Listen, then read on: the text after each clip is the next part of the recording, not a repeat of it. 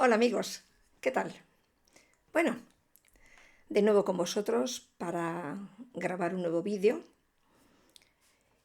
porque el tiempo se nos echa encima.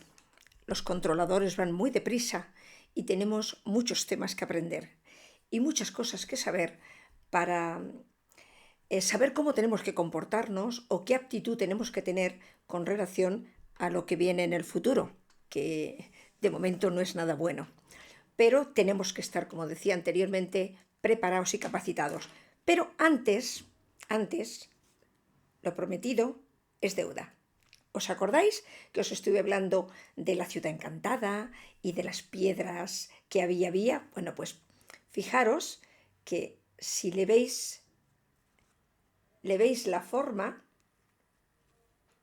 es como un perrito, tiene la forma de un perrito.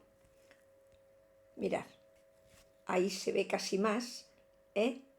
Pedí permiso, por supuesto, para poder coger estas piedras, porque no se pueden coger, pero es algo que conservo con muchísimo cariño.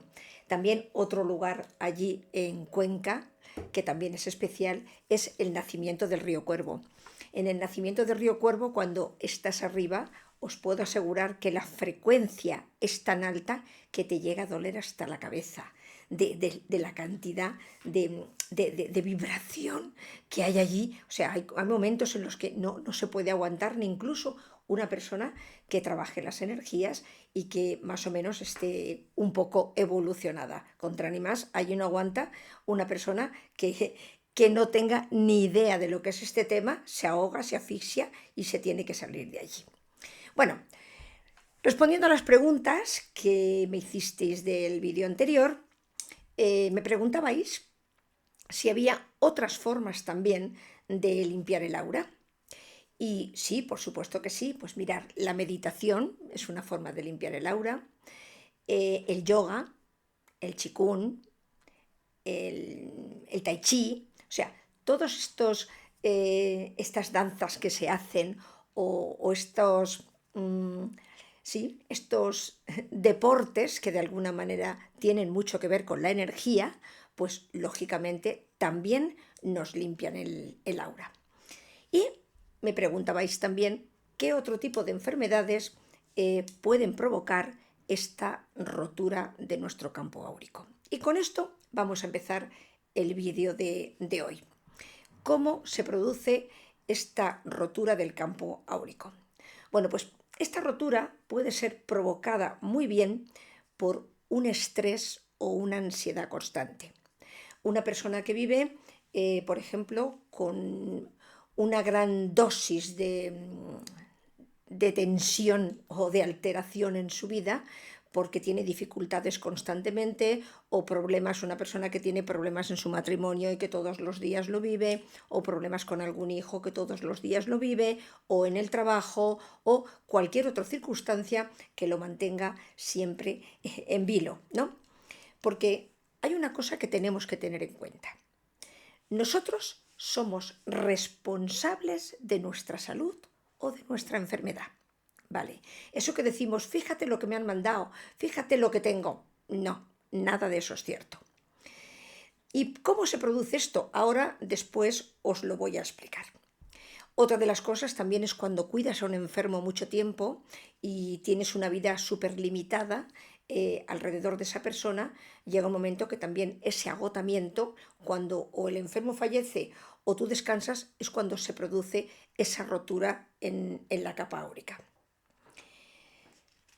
Otras de las cosas que también rompen la capa áurica es la envidia que nos puede tener alguna persona y que sin darnos cuenta pues nos descarga esa energía negativa, depende el poder que tenga, y la descarga sobre nosotros porque nos tiene rabia, porque le molesta nuestra forma de ser, que en realidad la envidia nunca se tienen por las cosas materiales, aunque nosotros creamos en ello. La envidia se tiene por cómo eres, por tu sonrisa, por tu actitud amorosa, por cómo te atraes a los demás, por cómo eres en realidad tú. Esa es la envidia que te provocan, porque el dinero es algo que se puede conseguir más o menos. Pero el hecho de tu forma de ser, cómo tú eres o cómo te comportas con los demás o cómo los demás te quieren, eso es algo que no se puede comprar con dinero. Con lo cual, pues es lo que realmente la gente tiene envidia de ti. Otras cosas cuando te hacen también una magia negra. Hay personas que se dedican a hacer este tipo de trabajos e incluso se ganan la vida con ello. Pero siempre fijaros que ese tipo de trabajo nunca se hacen en nombre tuyo, se hacen en nombre de la persona que lo paga o que lo ordena hacer. ¿Por qué?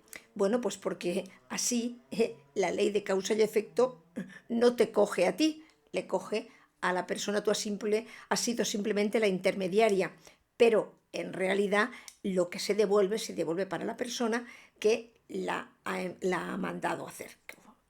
O sea, que paga por hacer ese tipo de cosas que nunca se deben hacer, porque tarde o temprano estas cosas también se pagan.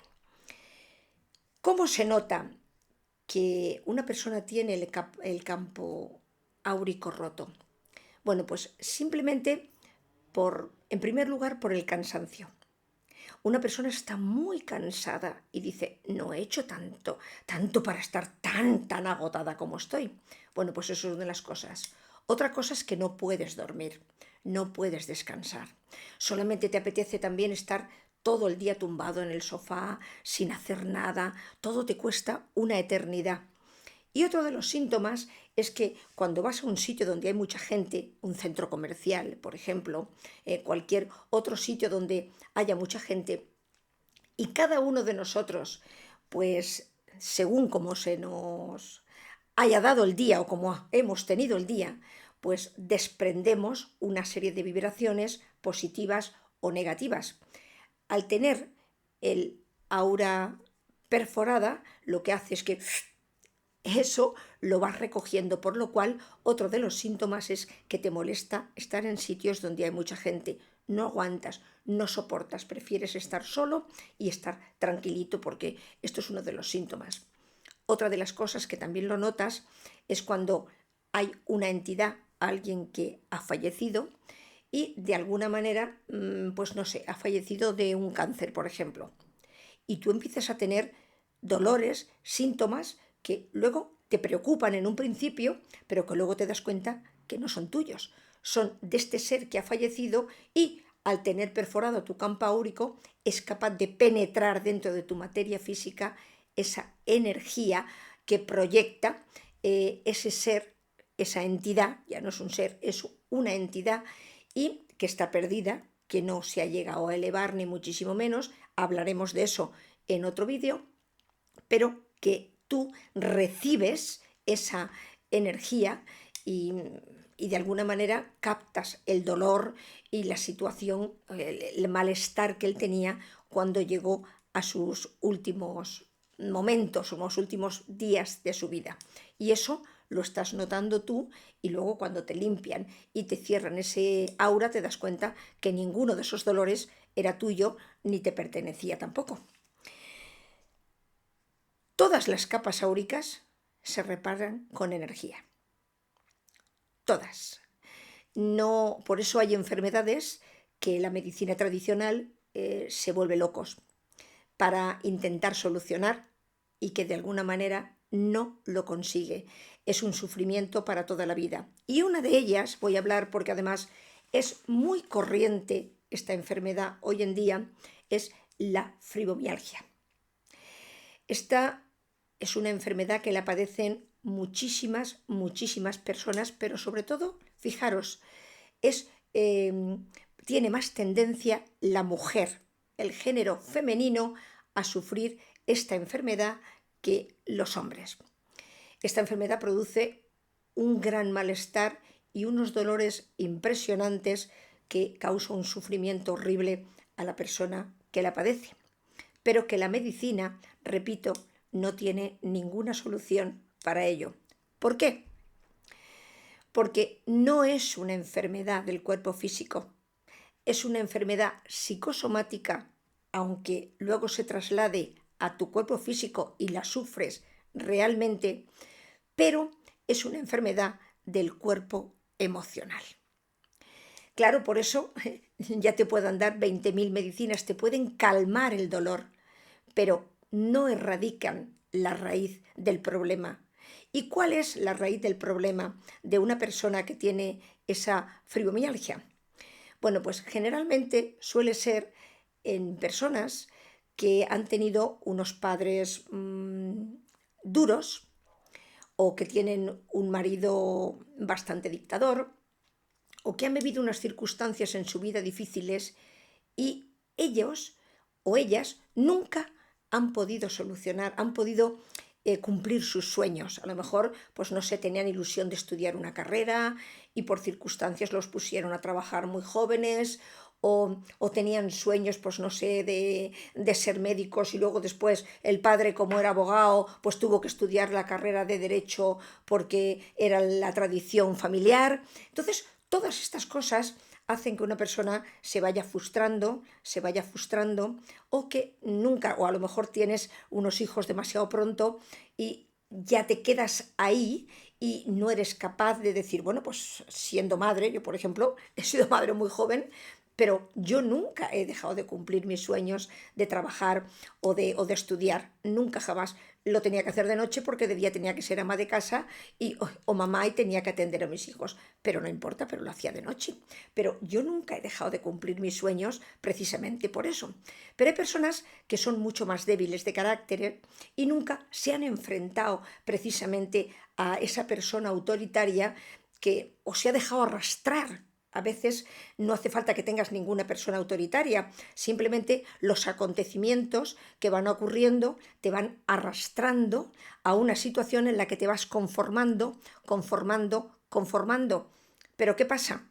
Tú sí, pero tu alma, tu ser, el camino que tú tenías aquí o el destino que tú te programaste antes de bajar queda interrumpido.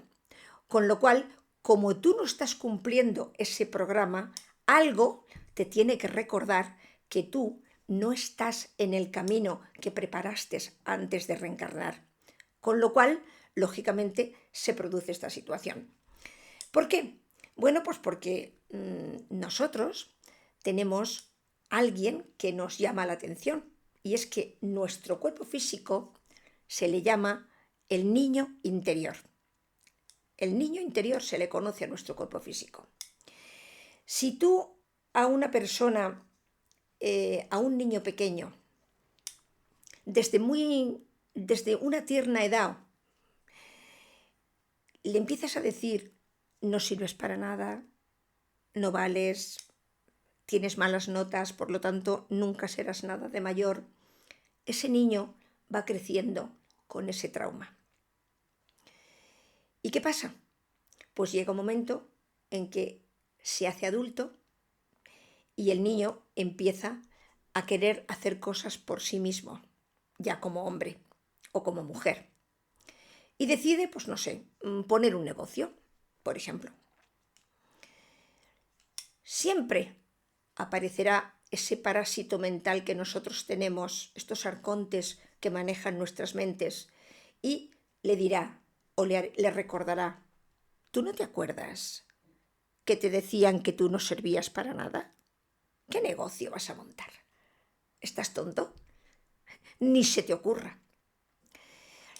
¿Quién es el responsable de que en ese momento nosotros oigamos esa vocecita?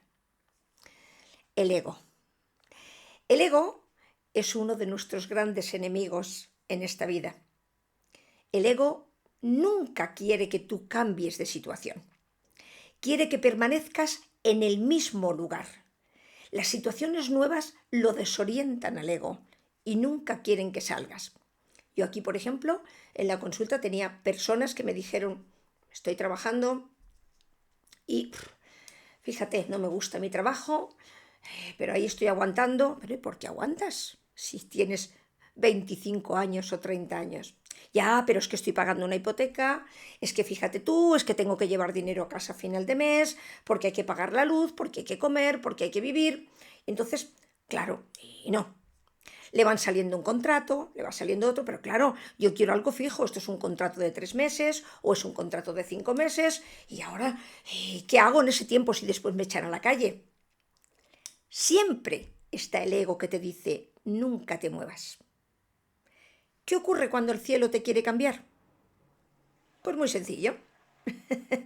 Coge y un día viene y te dicen, chico, vamos a cerrar la empresa. Te quedas en la calle. ¿Qué ocurre entonces? Sí o sí tienes que cambiar.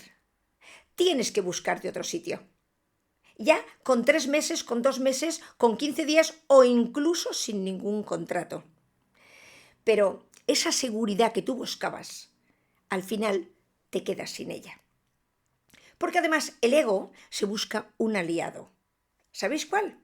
Pues el miedo.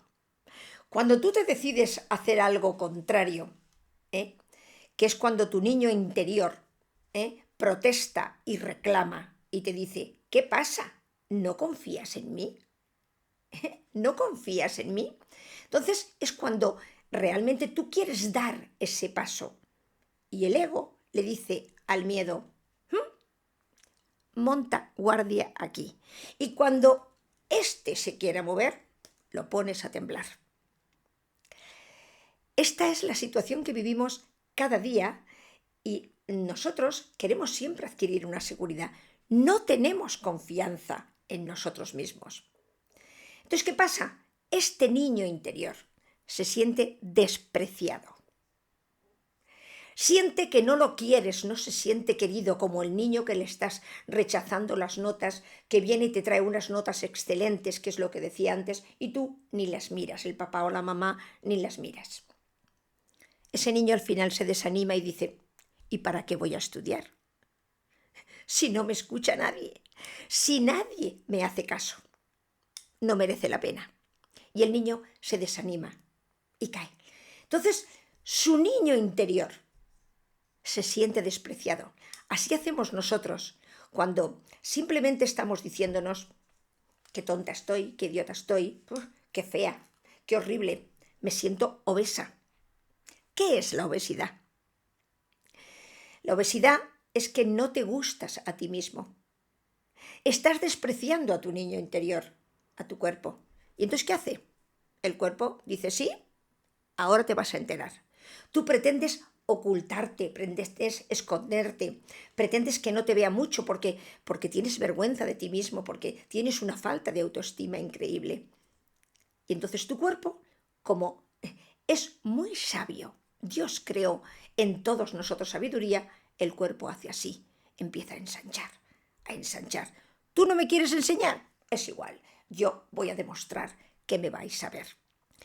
Todas nuestras enfermedades tienen una base emocional. Todas, absolutamente todos. Entonces, cuando este cuerpo se siente abandonado, automáticamente él toma su ruta. Fijaros que es el momento de decidir cuando tenemos estas emociones negativas que nos inundan. Imaginaros cuando tenemos un día mal, un día que nos levantamos con el pie izquierdo. Ese día luego dices, me va saliendo mal, todo me sale mal, todo me sale mal. O sea, si estamos negativos, parece que vamos atrayendo hacia nosotros todo lo negativo. Y dices, casi valía la pena que no me hubiese levantado esta mañana. O sea que, imaginaros. ¿Qué pasa cuando nosotros tenemos una emoción, un disgusto muy gordo o una alegría? Eso dura 2 minutos. No dura más. Eso suele durar unos 2 minutos. Pero si nosotros, en vez de sacarlo de nuestra mente, ya, empezamos a darle cuerda y cuerda, y fíjate lo que me ha hecho, y qué se habrá creído, y empiezas a sacar esa herida, al final, eso ya no se convierte en una emoción, se convierte en una actitud. Acabas de adoptar la actitud de herida o de herido, de víctima. Pasamos a la víctima. Pero esa actitud se convierte en algo más grave, en obsesión. La obsesión ya no te deja vivir de día y de noche. Está constantemente contigo esa obsesión. Pues cuando lo vea, le tengo que decir y me tengo que vengar, porque fíjate el daño que me hizo. Porque nunca olvidamos, hay personas que dicen, yo he perdonado, pero ¿olvidas? Cada vez que sale una conversación recuerdas, es que fíjate lo que me hicieron. Entonces no has perdonado. Ese es un falso perdón que tú te estás haciendo creer a ti mismo, pero que en realidad no es así. Esa obsesión se llega a convertir en un hábito. Es una costumbre estar siempre de mal humor, siempre recordando aquello y al final te conviertes en una persona tóxica, insoportable, que nadie te puede aguantar. ¿Y en qué se transforma en eso? Eso se transforma en enfermedad. En enfermedad. El miedo, por ejemplo, ¿dónde ataca? A los riñones, a la vejiga. El miedo suele atacar siempre a esa parte. Los problemas económicos que podamos vivir o que tengamos, que más o menos lo vivimos todos en alguna etapa de nuestra vida, siempre va al hígado. El rencor, la rabia, esta que al final no olvidamos, por ejemplo, un divorcio traumático en el que yo me vengo, tú te vengas, los niños no te hablan, yo no quiero, le pongo a los niños la cabeza loca contra ti. O sea, estas cosas, estas luchas que emprendemos y no nos conducen a ninguna parte, porque estamos llenos de unos programas que no nos dejan avanzar en absoluto, que de eso hablaremos también de parejas y de esos temas hablaremos en otras ocasiones, pero hoy estamos centrándonos un poco en lo que produce estas enfermedades. También esta rabia o este odio que se genera hacia alguna persona generalmente se suele convertir en una gastroenteritis. Esa gastroenteritis, si no se sana esa emoción, pues acaba con el tiempo convirtiéndose en un cáncer de estómago. Fijaros una cosa. El cáncer de estómago, si no perdonas, no se sanará. Pero ninguna enfermedad, ninguna. Si nosotros no sanamos la raíz, lo que provocó esa emoción, no esperemos que la medicina vaya a hacer algo así. Por ejemplo, uno de los cánceres que es muy frecuente es el cáncer de mama. ¿Qué provoca el cáncer de mama? El cáncer de mama es un problema con la madre. O tienes carencia o has tenido carencia del amor de madre, o has querido tanto a tu madre y estabas tan colgado con ella, que en un momento determinado tu madre falleció o la perdiste o tú te fuiste a vivir lejos y esa carencia que tienes se convierte en ese cáncer de mama. Hay muchísimas más enfermedades que provocan nuestras enfermedades. Pero si nosotros no las controlamos, la convertimos en esa enfermedad que estábamos diciéndonos anteriormente. Cuando se nos detecta una enfermedad o tenemos un problema muy grave, nosotros la agravamos más, con la preocupación, con el miedo, con el simple pensamiento que ya tenemos de que es incurable o de que me voy a morir. La muerte la tenemos todos desde que nacemos, pero la muerte no existe. Eso es algo que tenemos que entender. Pero nos han programado de tal manera para que le temamos a esa muerte. La muerte es un cambio, que también hablaremos de ello en otro vídeo. Es un cambio en estado. Dejamos este cuerpo físico y simplemente entramos a formar parte de la familia energética y nos vamos a otro plano de conciencia. Lo describiremos más detalladamente anterior, en otro vídeo. Fijaros que de lo que hablábamos antes, estas enfermedades como por ejemplo la fibromialgia, que es una enfermedad que se podría curar sanando la raíz y con energía. Esta no se cura con medicamentos. Es curioso que hoy en día, no sé por qué, sí, lo sé, porque las farmacéuticas se han convertido en la reina, en los líderes en este momento de la salud, pero no de la salud. Porque ahora el que no se toma 14, se toma 15, se toma 16 pastillas diarias.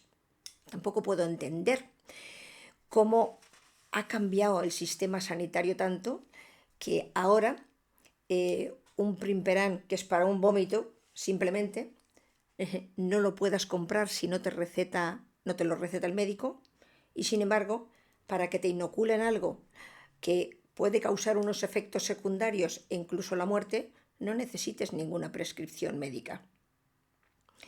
Estamos en este tiempo.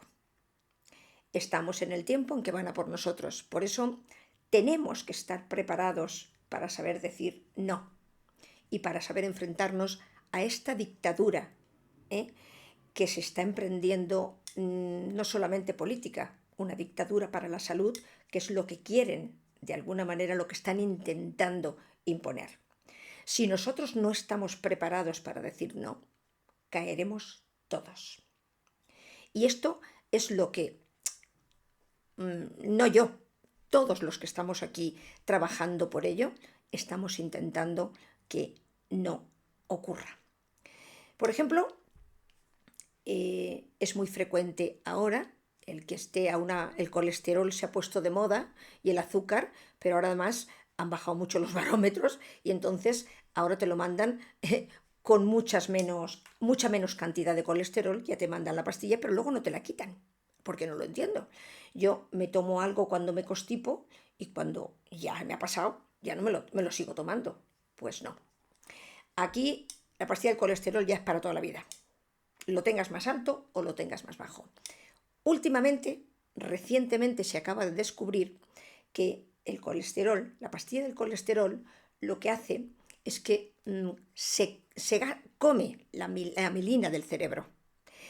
Y la mielina cuando ya no tienes mielina en el cerebro, es lo que causa el Alzheimer. El Alzheimer es otra enfermedad también que deriva mucho, aparte de eso, en una emoción. ¿Qué le pasa a una persona con Alzheimer? Una persona que tiene Alzheimer es una persona que ha llegado a un punto en su vida en que no quiere seguir avanzando. En que ha perdido a su marido, o los hijos no lo atienden, o es una persona que ha perdido a alguien muy querido, o de alguna manera su vida ha dado un cambio radical y brusco y dice, no quiero seguir viviendo. Entonces, ¿qué pasa? Pues su mente deja de funcionar, deja de visualizar el futuro y se queda bloqueada, estancada en el presente y al contrario, se va hacia atrás. Empieza a recordar los momentos felices que ella había vivido, cómo estaba, las personas que tenía a su alrededor y se queda con eso. Se queda con ese sentimiento, con esa emoción y va retrocediendo poco a poco hasta que llega incluso al vientre materno antes de fallecer. Pero hay personas que se pueden tirar con Alzheimer muchísimos años. Fijaros una cosa, si es importante el entorno nuestro para las emociones y para saber controlar nuestras emociones. Un niño, nosotros cuando nacemos, tenemos todas nuestras células madre. Cuando tenemos 14 años, las conservamos todavía. Sí, ese niño es lo suficientemente independiente como para empezar a tomar decisiones por sí mismo. Es decir, ya decisiones que tengan que ver con su edad, por supuesto, resolver problemas en el colegio, con los profesores, con los amigos, cosas que tengan que ver con su edad, pero de alguna manera que sea independiente, autónomo, es decir, que él empiece a tomar decisiones por sí mismo. Si un niño está muy apegado a sus padres o a sus progenitores, quien los tenga, y en un momento determinado ese niño no toma decisiones sin contar con papá o mamá, no sabe hacer nada si no le dan permiso, no sabe dar un paso por sí mismo, cuando llega a los 21 años ya no quedan células madre. ¿Y qué pasa? Empieza el proceso de envejecimiento. Fijaros qué cosa más curiosa. Por eso hay personas, a los 21 años empieza a envejecer. Por eso hay personas que a los 50 años están muy arrugadas, muy mayores, vamos, físicamente están muy envejecidas, y sin embargo hay otras que a lo mejor a los 80 dices, fíjate qué bien se conserva, qué guapa está.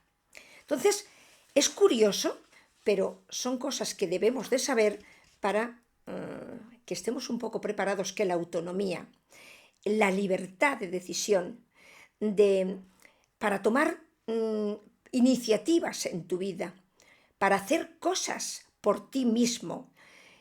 El que una persona viva con los papás o con los hermanos o que estés casada no implica que tú no tengas una libertad por ti mismo.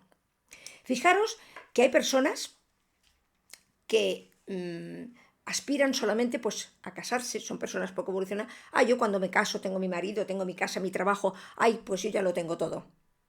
Y se acomodan. Nos acomodamos. Ya no hacemos nada más. Cuando crees que lo tienes todo, uno de ellos, el menos evolucionado, enferma y se marcha. El otro, el que más posibilidades tiene de avanzar, es el que queda. ¿Por qué? Para que se mueva. Te lo han quitado para que se vaya, para que tú te muevas. Nosotros no venimos solamente a esto, a comer, a dormir, a estar. Forma parte pues de la vida que tenemos que tener aquí, y forma parte del día a día y cómo nos tenemos que mantener. Pero nosotros venimos a crecer espiritualmente. Venimos a evolucionar. Venimos a ir encontrándonos con nosotros mismos y con nuestro yo superior. Y si no hacemos eso, entonces esta reencarnación no ha tenido ningún valor, absolutamente ninguno. Y entonces, ¿qué pasa? Que nos pasamos la mitad de la vida enfermos. ¿Por qué? Porque no hacemos lo que hemos venido a hacer. O sea, nosotros, nuestro cuerpo está de alguna manera hecho tan perfecto para que pudiéramos conservar la salud si nuestra mente también la conserva. Pero nuestra mente es la que enferma nuestro cuerpo físico. Y esto es lo que tenemos que aclarar. O sea, estamos llenos de víctimas, de lástimas. Oyes en la calle, solamente hablas de enfermedades. Hay lo que me duele, hay lo que... Pero nos falta esa alegría, nos falta ese propósito de saber nosotros quiénes somos realmente. ¿Qué pasa cuando tenemos una enfermedad congénita o una enfermedad heredada? ¿Es lo mismo? No, no. Una enfermedad congénita es una malformación que se realiza, que se produce a lo largo del embarazo, y lógicamente hay un órgano que no se ha terminado de hacer o de encajar bien, que eso también tiene una causa espiritual, lo vamos a hablar. Entonces traes una enfermedad congénita. Esto es por algún karma, de alguna manera, que tú tienes individual, o algo, o alguna deficiencia que tú has pedido, porque te querías castigar a ti mismo por algo mal que hiciste en otra vida, o por algo que te reíste de una enfermedad, o por algo que provocaste una enfermedad de alguien. Eso es la congénita. Pero luego está la enfermedad heredada. La enfermedad heredada es un karma del conjunto y del grupo familiar. Entonces, uno de los miembros tiene que sanar eso, retroceder, como hablábamos en el otro vídeo anterior, y sanar la raíz del problema. Pero de eso vamos a dedicar otro vídeo más adelante para no hacerlo ya tan largo. Pero sí que voy a hablar hoy de problemas, por ejemplo, que la historia, que siempre termino, que sabe una historia, siempre voy a contar una historia particular mía, que pudo ser motivo, causa para haber enfermado o para haber odiado a todo el mundo. Bueno, una de las cosas que me hicieron, una. Después me arruiné muchísimas veces, 3 veces, como tenía que repetir la historia de familia, que repito, eso hablaremos otras veces. Pero firmo un préstamo a una persona que lo necesitaba y firmó como avalista. Esta persona fue a devolver el préstamo, no había ningún puesto, pero la empresa a la cual sacamos, esa financiera a la cual sacamos el préstamo, era una empresa fraude total. Era una empresa que cerraba las oficinas, no te daba opción a devolver el préstamo y luego, sin tener opción, se quedaba pues con 3.000 euros o con 5 euros, se quedaba con tu casa, con tu local, con tu chalet, con lo que pusieras de garantía. Y a mí me pasó eso. Llegó el momento, yo puse para 6 meses porque esta persona me lo podía devolver. Y bueno, luego aparte que lo que me pidieron fue casi el doble. Yo veo que no me avisan para devolver ese préstamo. Me voy a Valencia, a la empresa donde estaba.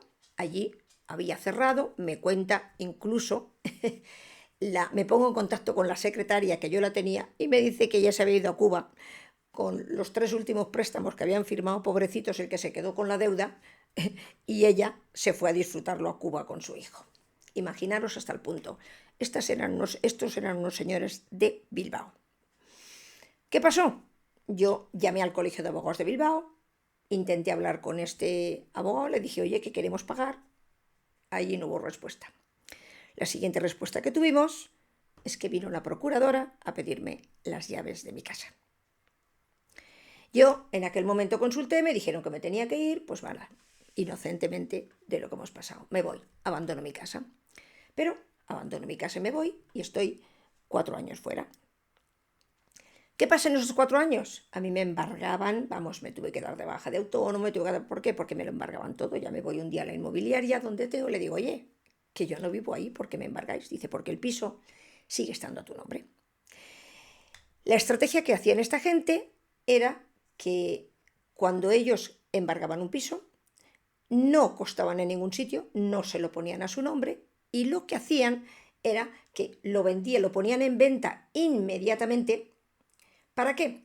Pues para que el antiguo propietario se quedara con todas las deudas y el nuevo entrara limpio. Pero yo, sin vivir en mi casa, sin tener casa, debía la comunidad, debía el IBI, debía todos los gastos de ramas, debía de todo. O sea, estaba trampa hasta los ojos y yo no vivía en mi casa. Para no hacerlo más largo, intento ponerme en contacto con esta gente, ni caso. Y ya me aconseja un abogado y me dice, si tú tienes valor, lo que tienes que hacer es mandarle un burofax a esta persona y dale un tiempo y dile que si no te vuelves a tu casa. Así lo hice, no contestaron a ninguno de los burofax, yo le di 3 meses y le dije que si no me volvía a mi casa. Como no contestaron, llamé a un cerrajero, abrí la puerta de mi casa antes de que la vendieran y me metí de nuevo en mi casa. Aún les di 2 meses más y no. Y entonces el ocupa era un castigo, pero yo me metí en mi casa con mi escritura. O sea, yo no ocupé la casa de nadie, ocupé la mía, que era la que me estaban usurpando. Al cabo de 2 años, no tuve respuesta, viví en mi casa, llaman un día a la puerta y me dice, muy buenas, ¿usted qué hace aquí? Esta es mi casa. ¿Cómo que está en su casa? ¿Dónde está su escritura? Yo no necesito escriturar. Y estos son los siguientes dueños, los nuevos propietarios que se vienen a vivir aquí. Digo, bueno, pues si tú tienes valor, mete a los nuevos propietarios aquí. Llamé a la policía, lógicamente, le enseñé mi escritura y la policía lo echó a la calle. Pero a los 15 días tenía pues una demanda por lo penal. Una demanda por lo penal que luego no me quería defender ningún abogado porque decían que no me debí de ir en un principio, puesto que yo quería pagar y los que no quisieron cobrar fueron ellos. Pues ya está. Bueno, pues yo me voy. Me presento en el juicio sin abogado y sale porque yo me preparé mi juicio y cuando llego allí pues me dicen que tenía que responder a 2 preguntas y le dije que yo no iba a responder a ninguna porque el juez tenía que ver toda la documentación que yo llevaba ahí y mientras no iba a contestar a nada. Me dicen dónde está su abogado, le digo que a mí no me quiere defender y me ponen uno de oficio, por supuesto, el peor letrado que he visto en mi vida y el menos preparado, pero bueno, me tocó. Pues nada, cuando entramos a las 4 de la tarde me recibe el juez, cuando le enseño la documentación, me dice que muy bien, que lo ha hecho muy bien, pero que si esta gente de alguna manera escritura, me tengo que ir. Yo digo, vale, pues que escrituren, me quito mi casa, pero yo me voy limpia, me puedo comprar otra o alquilar. De la otra manera ni puedo alquilar, ni puedo vender, ni puedo comprar, porque estoy atada por una deuda que yo no tengo. Lo condenaron a un mes de escriturar la vivienda, cosa que no hizo. El juez me dice, si no escrituran, no te muevas de tu casa. Pero ahora van a ir a por lo civil, a por ti. Efectivamente, efectivamente, a los 20 días, pues vinieron a por mí. Me dieron una orden de desahucio que me daban 8 días. En ese momento tenía a mi nieto muy grave, a mi hija en Madrid, bueno, una serie de circunstancias que se me juntaron tremendas. Y el día antes de que me precintara la vivienda, le digo a mi abogado, oye, vamos al juzgado a hablar con el letrado y pedir un aplazamiento que yo ahora mismo no puedo, ni he buscado casa, ni he buscado nada. Algo me decía que yo me quedara tranquila, yo no me busqué nada. Fijaros cuando el cielo nos ayuda, para que veamos que nuestros ángeles están con nosotros y nunca estamos solos. Llegamos allí, pedimos la orden de desahucio y hablar con el letrado. Y nos dijeron que no había letrado, solamente había un procurador. Nosotros contestamos, por lo que nosotros sabemos, con un procurador solo no se puede ejercer una orden de desahucio. Y me dijo, efectivamente. Hablamos con el juez y nos dijo, el caso está sobreseído y esto no se hace. Esta gente no terminó nunca. No terminó porque luego le dio mi piso a su abogado que intentó venir a por mí también o sacar un préstamo en mi nombre, aunque él me dijo que no me iba a echar, nunca me van a echar, porque tengo claro que esta casa es mía. Incluso después de perder otro juicio más, se atrevió a escriturar. Me da exactamente igual. De mi casa ni me va a echar ni ha podido echarme nunca, jamás en la vida. Intentó ponerla en subasta, bueno, ha intentado de todo. Jamás han podido. Ya me enteré, precisamente por este abogado, que uno de ellos era empleado de la Caixa. Y la Caixa, él era el que tenía la financiera y fue el que me hizo la pirula. Con lo cual, claro, ese perdió su trabajo, lo echaron de la Caixa, el otro socio enfermó y creo que ha fallecido, y el abogado está quieto y me ha dicho que jamás hará nada contra mí porque sabe que no me podrá derrocar nunca. La fe es lo que nos mueve. Pero, ¿sabéis por qué os cuento esto? Porque en ese momento cualquier otra persona del disgusto se muere. Del disgusto se muere de pensar que me echan a la calle, que me tengo que meter de ocupa, cuando entonces la ocupación, era un delito. Hoy en día el dueño de tu casa es el que la ocupas. Pero que esa ley casi me beneficia a mí ahora en eso. Pero qué lástima, una persona que está pagando 25 años su hipoteca, para que luego después venga uno, vas al mercado y cuando vienes te la han ocupado y que alasia. Yo había pagado mi piso ya. Entonces, esto son pruebas que se nos ponen al límite para enfermar. Pero yo no voy a enfermar por un piso. Me tuve que ir 4 años, pues alquilé otro y me fui. Pero enfermar por un piso no. Yo siempre he pensado que mi salud y mi vida vale mucho más que todo lo demás. Se puede reparar o no se puede reparar, pero 4 ladrillos no valía una enfermedad mía. Con lo cual, es que os digo que a veces son situaciones que nos ponen al límite. Yo he tenido situaciones límites muchísimas veces. Muchísimas veces he tenido situaciones límites, porque además ya os contaré por qué me han puesto estas situaciones. Os contaré el próximo día de dónde viene estos apuros que siempre he vivido y este extremo en mi vida en el que me han puesto. Hoy ya no alargo más el vídeo porque si no lo hacemos muy pesado. y yo quiero que los vídeos sean distendidos y sobre todo simpáticos y alegres. Pero en esto aprovecho para contaros un poco las historias de mi vida y otras cosas que os vais a sorprender cuando os vaya contando, porque nos damos cuenta lo estancados que estamos, lo bloqueados que estamos en un sistema que se nos cae al suelo y no sabemos cómo salir de él. Precisamente por eso, para daros ese pequeño empujón, os voy a contar cosas que ignoráis y que son importantes para seguir avanzando. Amigos, hasta el próximo vídeo. Os quiero.